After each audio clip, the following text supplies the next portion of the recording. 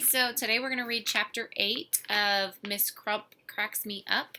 Yesterday we read chapter 7 and he held a hissing cockroach because it was either he held the cockroach or he loved Andrea. So he decided to hold the cockroach, and then at the very end of the chapter it jumped out of his hand. So we are on chapter 8. We have a problem.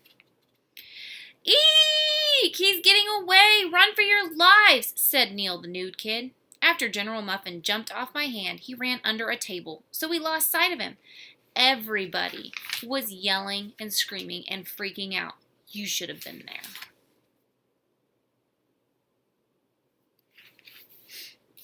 Now, look at what you've done, Arlo, shouted Andrea. I didn't do anything, I shouted back at her.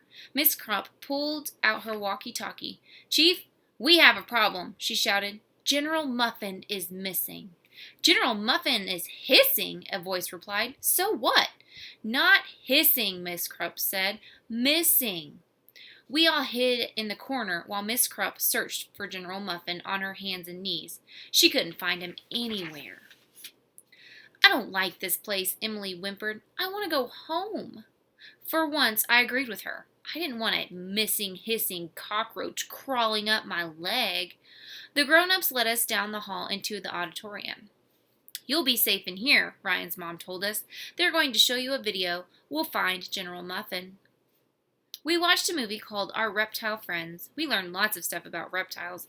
Like snakes can still hear even though they don't have ears. So be careful what you say around snakes.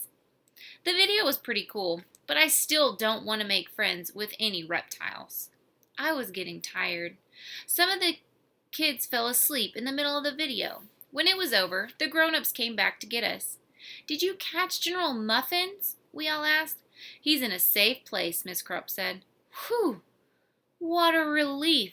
There was no way I would be able to sleep knowing a giant hissing cockroach from Madagascar was running around. Miss Krupp and the other grown-ups walked us back down to the first floor.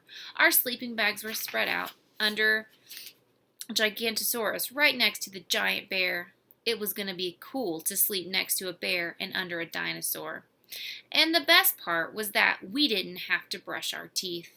The grown-ups drank some coffee and talked about the weather for a few minutes. Then they climbed into their sleeping bags, too. Good night, everyone, said Miss Krupp. I'll see you in the morning. Good night, we all said.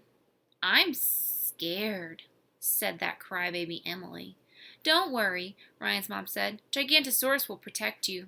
I don't see how something that died 95 million years ago was going to protect anybody.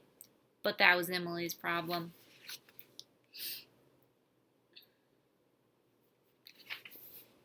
I climbed into my Batman sleeping bag. The floor was hard and cold. I started thinking about Batman. I wondered if the opposite of Batman was Man-Bat. Or Nam-Tab. Or maybe the opposite of Batman is not Batman. I couldn't fall asleep. It was creepy looking up at Gigantosaurus in the dark. So I thought about the cool dead and live animals that we had seen. I thought about the secret room and wondered what was in it. Psst! Ryan, I whispered. Ryan didn't answer. He was asleep. Everybody was quiet. You could hear a pin drop in the museum. I think I was the only one who was still awake. That's when I heard it. A horrible noise. It was some kind of monster, and it was right near me. It sounded like a giant nocturnal meat eater, and it was about to eat me alive. All right, so that is the end of chapter 8, so I can't wait to read tomorrow and see what it is. I'll see y'all tomorrow. Bye.